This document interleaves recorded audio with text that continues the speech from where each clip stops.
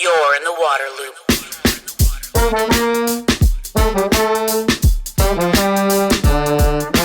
Water loop, water loop, water loop. This is a Pass the Mic episode where I turn the Waterloop podcast over to a guest host. This is Waterloop episode number 131, The Resilience of Navajo Nation. The water challenges are serious for Navajo Nation, including 1 in 3 families lacking running water, impacts of climate change straining the land, and legacy pollution tainting some sources. But a spirit of resilience and leadership from within are steadily leading Navajo Nation toward a more sustainable water future. A focus on solutions instead of obstacles is also key, as discussed in this Pass the Mic episode, which is guest hosted by Emma Robbins, Executive Director of the Navajo Water Project at DigDeep. Emma speaks with Crystal Tulley-Cordova, Principal Hydrologist at the Navajo Nation Department of Water Resources, about her experience growing up in a home without running water, her journey as a woman in science and government, her belief in collaboration and partnerships, and an unwavering commitment to helping her community. Before starting the conversation, a few brief reminders. Waterloop is a nonprofit media outlet made possible in part by a grant from SpringPoint Partners. If you as a listener value Waterloop's content, consider making a contribution through Patreon. Visit patreon.com/thewaterloop. And now, I've got to pass the mic.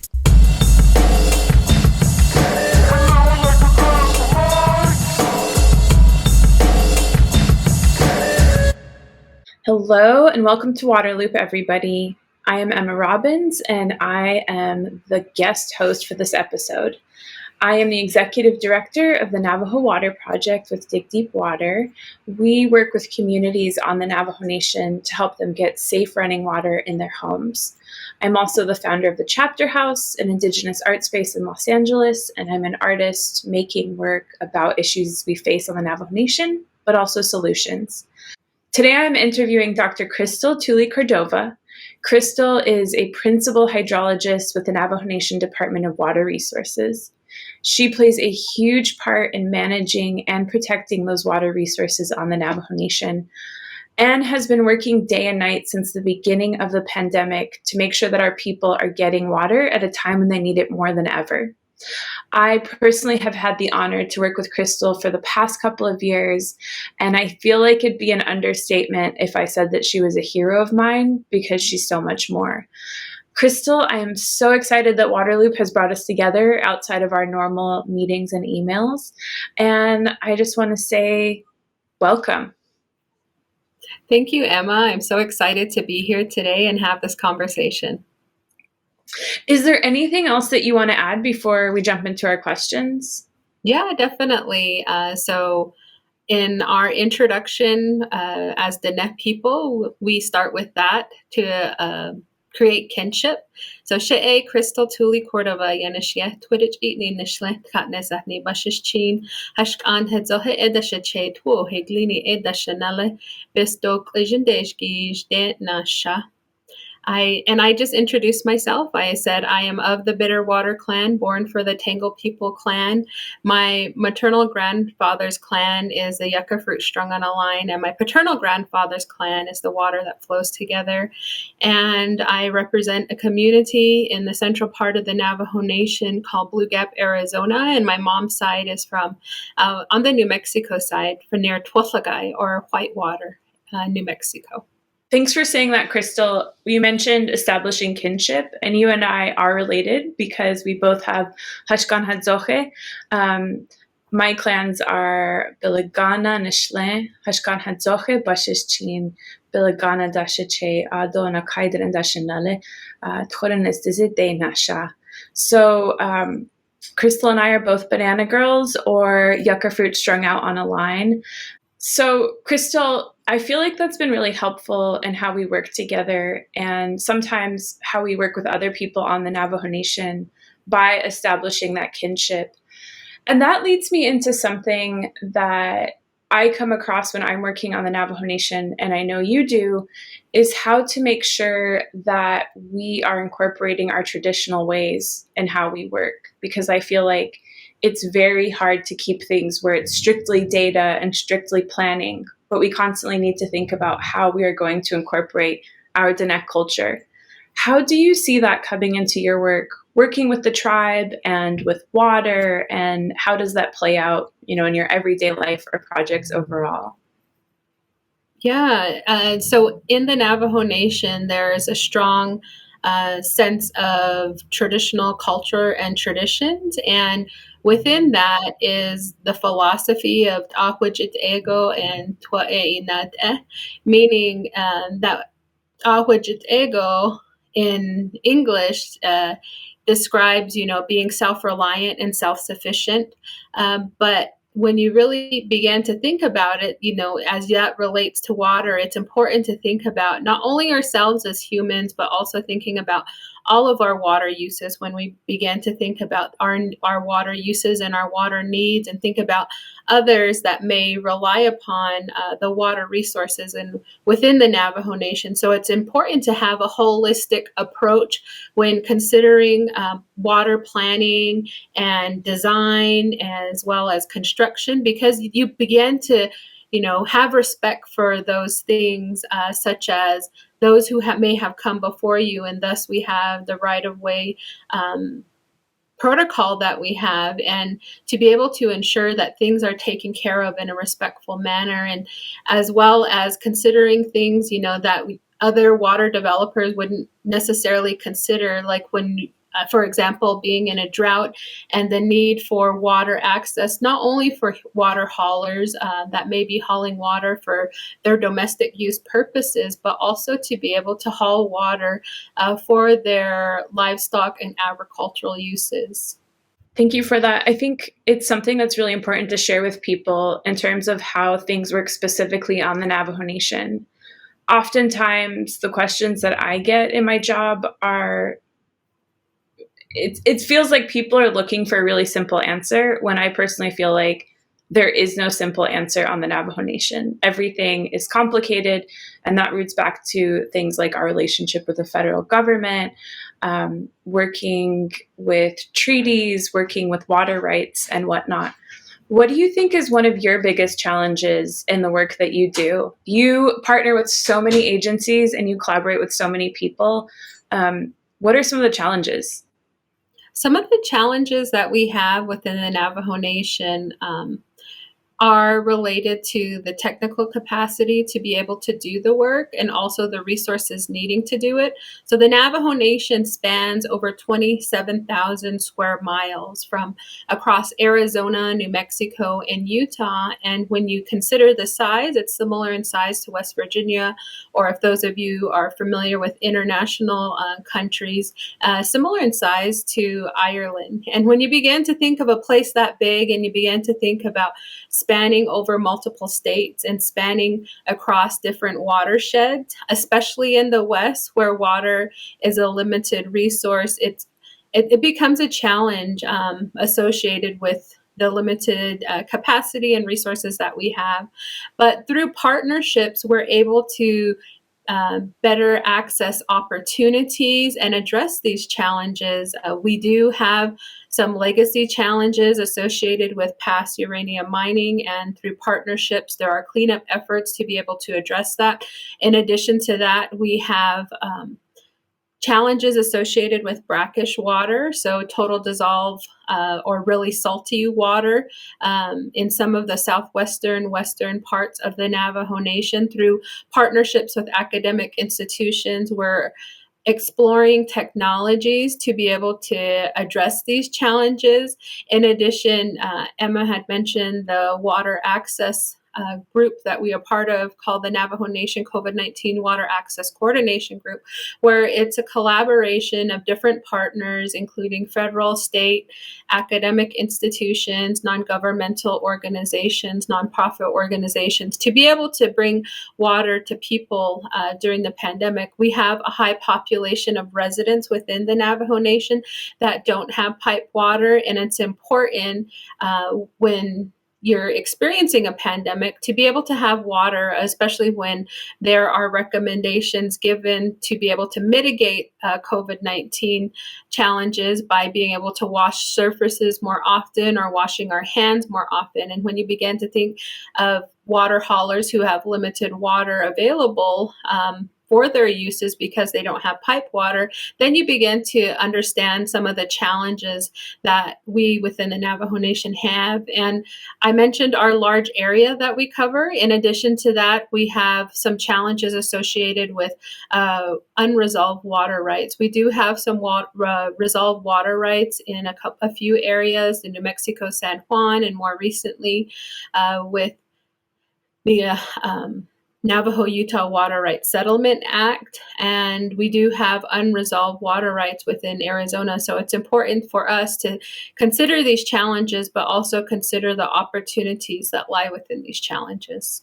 Crystal, I love the last thing that you said, because I think as Native peoples and as Navajos, with a population of 30% on the Navajo Nation who don't have access to clean running water in their homes, we can be painted as people who are abject or who have problems and can't solve them. But one thing that you mentioned and that I really admire about your work is we're searching for solutions.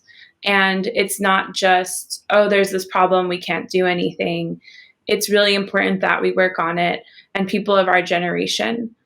What would be a piece of advice that you could give to people who would want to come back to the Navajo Nation and work and do what you're doing? Yeah, definitely. So the piece of advice that I would give to people who have a desire to give back to the community that they may come from is to be able to have dedication to the work that you do, and don't deviate from some of your upbringings. Oftentimes, some of our challenges, we want to forget those challenges and move forward past them. But often those challenges are what provided me the opportunity to be able to come home. So I grew up in a home without running water. We had to haul water for all of our water use. And, some of my earliest memories as a child includes being able to see the water heating up on the stove in a kettle and being able to pour that into a silver container, which was our bathtub, essentially, growing up as kids. And so that was a challenge for me. And it's important to me to embrace that challenge, because through that challenge, I'm better able to create and work with a population of people that I would love for them to be able to have generations after them, to be able to have the luxury of having pipe water and being able to have running water, so that they can be able to have more sustainability within their water use lifestyle and more water security, not only for just any type of water, but safe drinking water. It's important to mention future generations, like you said, because I think in the United States, there's this culture where we're constantly thinking about the right now and how it affects us in the immediate. So I love that you're thinking about that and that you said that. Speaking of family and growing up, you have a fabulous sister that also does a lot of things in terms of the water world and STEM and science and working on the res and academia. You have such an amazing academic background, and I also really admire that. Can you talk a little bit about what it's like to work with your younger sister? I'll also say, I have a sister, and we work together in a lot of ways in the art world and with the Indigenous Arts org that I run. So I'm interested to hear how it is with you. How do you like it? I really enjoy it. So I have two younger sisters, and we work within the STEM field, and it was great because oftentimes people would not know who they were talking to, but we were so into one another's work that we knew it in depthly, to where, we could politely say that, oh, actually, I'm not Nikki Tooley, I'm Crystal, but yeah, she's doing amazing things with her work with NASA, being able to use some satellite work. I talked about building capacity. And so through these other partnerships that we have, we're able to do things using the new technology that is available, meaning through the drought severity evaluation tool that was created for the Navajo Nation through a collaboration with NASA as well as the Desert Research Institute, through Climate Engine. And so being able to use these type of resources and then going into other resources that are available, such as OpenET, is a great opportunity to be able to have better understanding of, what these tools that can become available, to where, those, I mentioned the limited technical capacity and resources. And through these partnerships, we're able to build our capacity while also increasing the resources. I mentioned that we have a high number of population of people that don't have running water. And so our priority is to get water to the people. But we are also equally concerned about having greater understanding about our water characteristics, whether that be above the surface or below the surface. And being able, although that's not our priority currently with allocating our funding towards, through these partnerships, we're able to do that. And I was a PhD student at the University of Utah, and through those partnerships, I was able to bring in more resources and be able to quantify precipitation across the Navajo Nation, having a better understanding of the hydroclimatic regions across the Navajo Nation, while also having a better understanding of a precipitation source, of our bimodal precipitation source, the North American monsoon. And so it's great to have younger generations being able to gain their education, because that's something that we were taught, and that's a part of Awajit Ego, becoming self-reliant,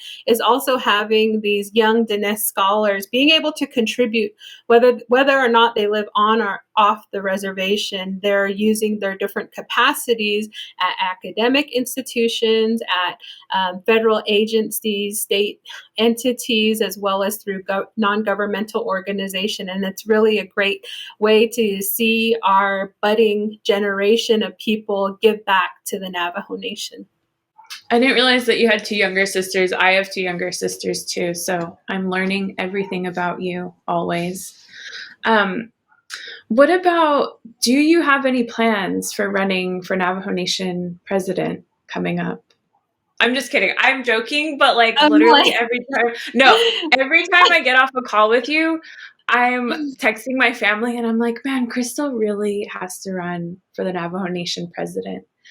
But with that being said, what's it like to be a Diné woman and step into the role of leading your community and working in this sphere? Because I feel like, as someone who works in the WASH sector and with people like engineers or hydrologists, I feel like it can be very male dominant. So how do you navigate that? Do you experience it? And how do you bring in what it means to be a strong Diné woman, since we are a matrilineal culture? Yeah, my opportunity was going through internships to where I was the minority of the minority, either a female or being a Native American in the field that I was in. So I had an early interaction with that.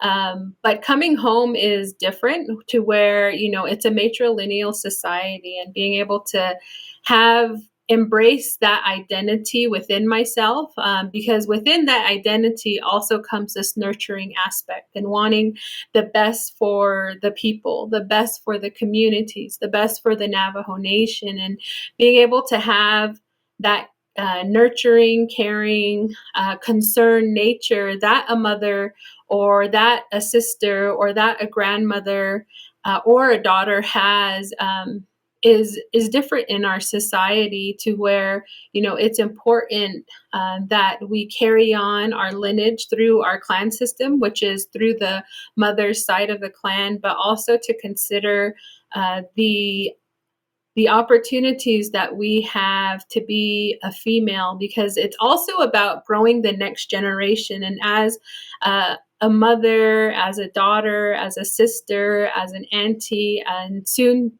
as a grandmother, it's important to think about what type of teachings you're passing on to the next generation. And often, we want to be the change that we wish to see in the world. And how do you do that? And you do that within the walls of your own home by being able to rear up children that you would be proud of. And that I am the person that I am today because of my parents, because of my grandparents on both my mother and father's side.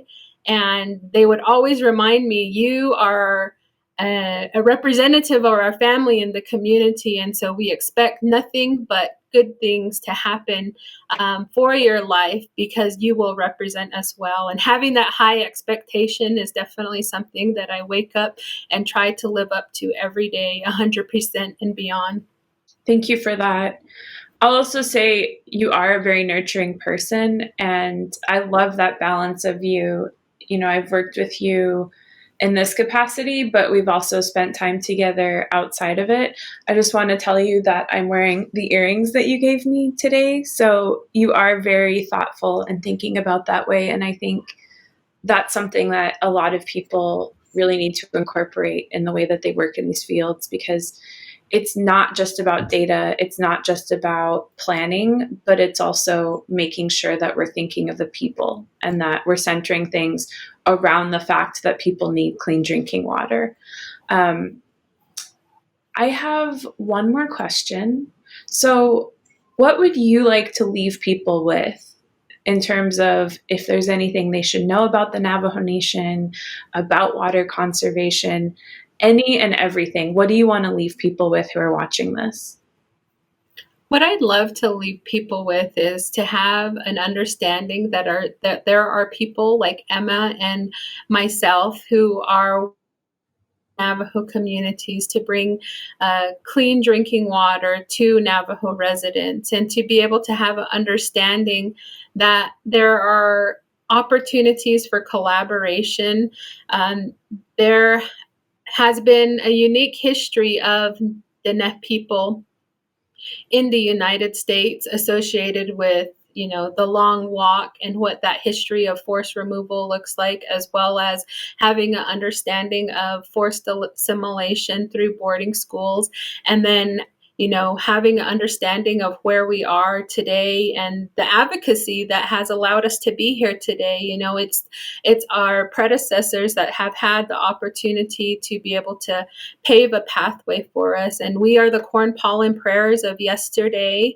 And it's important to embrace that understanding, because someone was thinking about a good future for us in our generation. And we have to be that seed for being able to continue the next generation and hoping for well things for them. And it's important to also consider that, through these challenges, people are not just taking these challenges, and although it might not be in the media of all the things that are being done to be able to address this issue and decrease the number of homes that don't have pipe water, but that there's a team of people working on this day in and day out, from sun up to sundown, and even past beyond that, to be able to secure water for not only for the Navajo Nation, but for Indigenous people throughout the United States. And it's through the partnerships with our allies that we're able to make great strides with having opportunities like the funding that has been identified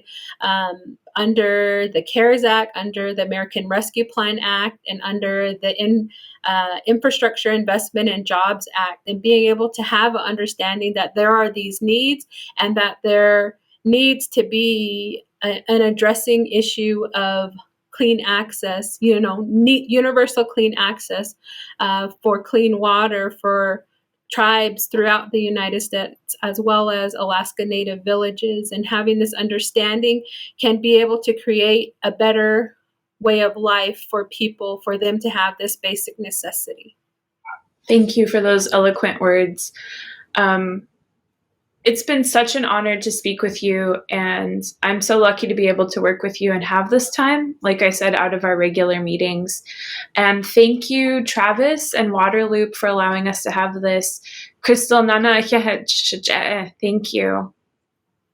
Yeah, yes. Oh, Emma, I just wanted to thank you for the work that you do as the executive director for the Navajo Water Project. It's been a great honor of mine to be able to show that gratitude that we have as Navajo people for the work that you do. And I'm glad that you're wearing those earrings today, because I think that's an important way of what we have as Navajo people too, to show gratitude and say "Hiha Nskago," meaning many thanks for the differences that you're making in the lives of Navajo people. Thank you, Nadot, to you as well. Waterloop. Thank you for listening to this Pass the Mic episode of Waterloop. A big thanks to Emma Robbins for being the guest host. Thanks again to Springpoint Partners for grant funding. Remember, you as a listener can support the Waterloop nonprofit media outlet at patreon.com/thewaterloop. To find all episodes, sign up for email updates, and connect on social media, visit waterloop.org.